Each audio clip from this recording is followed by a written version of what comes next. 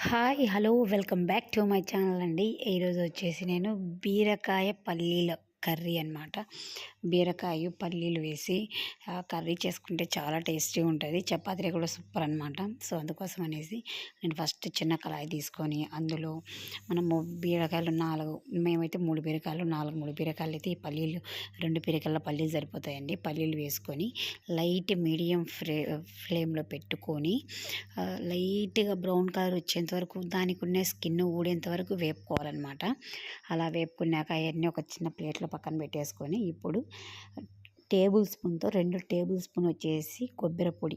మేము ఇంట్లో మనం టెంకాయ కొడతాం కదా దేవునికి, ఆ కొబ్బరి వచ్చేసి తుడిమి ఎండబెట్టుకున్నా. అందుకే నేను కొబ్బరి పొడి అని చెప్పాను. పచ్చి కొబ్బరి తీసుకున్నా కూడా చాలా బావుంటది.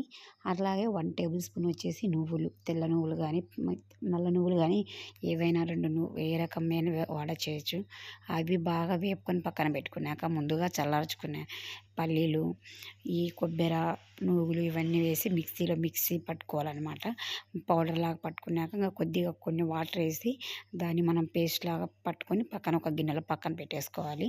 నేనైతే ఇప్పుడు ఈ కర్రీ వచ్చేసి మట్టి కళాయిలో చేస్తున్నానండి.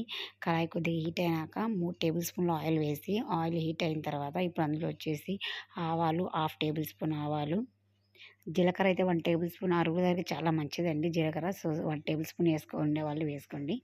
2 ఎండుమిరపకాయలు, కొద్దిగా కరివేపాకు ఇవన్నీ వేగిన తర్వాత కొద్దిగా వచ్చేసి అలాగే ఇంగువ ఇవన్నీ వేగిన తర్వాత ఇప్పుడు ముందుగానే కట్ చేసి పెట్టుకున్న ఒక ఆనియన్ ఉంటుంది కదా, మీడియం సైజ్ ఆనియన్ చిన్న చిన్న ముక్కలు కట్ చేసేసుకొని అవి వేసుకొని అవి లైట్ బ్రౌనిష్ కలర్ వచ్చేంత వరకు సిమ్‌లోనే పెట్టుకొని వేపుకోండి. ఇప్పుడు మట్టి కుండలు, మట్టి కళాయిలన్నీ వాడండి. హెల్త్‌కి చాలా మంచిది. అందరూ బాగా ఇవే వాడుతున్నారు కదా. ఆ స్టీల్ లేదా మట్టి వాడొచ్చండి. ఇప్పుడు వచ్చేసి నేనైతే కొద్దిగా అల్లం వెల్లుల్లి పేస్ట్ ఎక్కువ వాడట్లేదు. హోమ్‌మేడ్ అల్లం వెల్లుల్లి పేస్ట్ అనమాట. కొద్దిగా అల్లం వెల్లుల్లి పేస్ట్ వేసుకున్నాక హాఫ్ టేబుల్ స్పూన్ పసుపు, 1 టేబుల్ స్పూన్ కారం పొడి పడుతుందండి.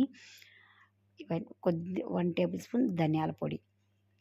ఆప్షనల్ అండి. జీలకర్ర ఆల్రెడీ వేసారు కాబట్టి జీలకర్ర పొడి వేసుకోవచ్చు, వేసుకోకపోవచ్చు, అది మీ ఇష్టం అనమాట.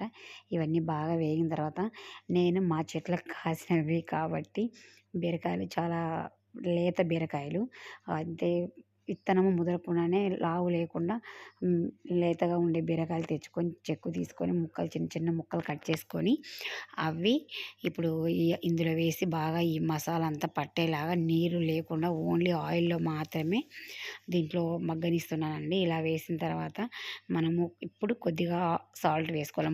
ముందు ఎక్కడ సాల్ట్ నేను వేయలేదు. ఇప్పుడు కర్రీలో 1 టేబుల్ స్పూన్ సాల్ట్ వేసాను. సాల్ట్ అనేది చూసి చెక్ చేసుకొని వేసుకోండి. సాల్ట్ వేసిన వెంటనే ఇప్పుడు బీరకాయ నీరుకాయ అంటారు కదా, వాటర్ వస్తది ఎక్కువ బీరకాయలో అనేసి. సో, మనం ఆ సాల్ట్ వేస్తానే అందులోంచి వాటర్ వచ్చేస్తదనమాట. అప్పుడు మనం కొద్దిగా మూత పెట్టేసి ఇలా ఒక 5 మినిట్స్ బాగా వేపుకొని మూత పెట్టేసుకోవాలనమాట. చూసారా? నీళ్ళు మనం ఏం వేయకుండానే ఎలా నీళ్ళొచ్చేస్తాయో, ఉప్పు తగిలింది కాబట్టి బీరకాయలో వాటర్ అంతా బయటకొచ్చేస్తది.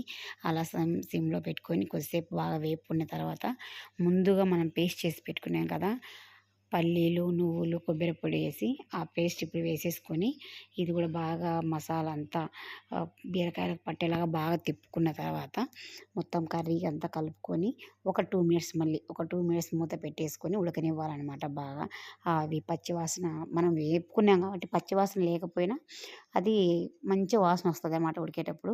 సో, ఇలా ఉడికిన తర్వాత కొత్తిమీర వేసుకొని ఆ కొత్తిమీర కూడా బాగా తిప్పేసుకోవాలనమాట. ఆ కొత్తిమీర అరోమా కూడా స్మెల్ కూడా బయటికి పోకుండా కొత్తిమీర వేసి బాగా కలిపేసుకొని ఇవి కలిపిన తర్వాత కూడా లాస్ట్ 2 మినిట్స్ మూత పెట్టేసుకొని బాగా ఉడకనిచ్చుకుంటే ఇలా మనకు బాగా ఉడికిన తర్వాత ఆయిల్ అంతా కొద్దిగా పైకి సపరేట్ అవుతూ ఉంటది. అప్పుడు కర్రీ పర్ఫెక్ట్‌గా అయినట్టండి. బాగా టేస్ట్ కూడా ఎంత బావుంటదంటే రైస్‌లే కానీ, చపాతీలే కానీ, పరోటాలే కానీ చాలా బావుంటదనమాట. మా వీడియో మీకు నచ్చినట్టయితే లైక్, షేర్, సబ్స్క్రైబ్.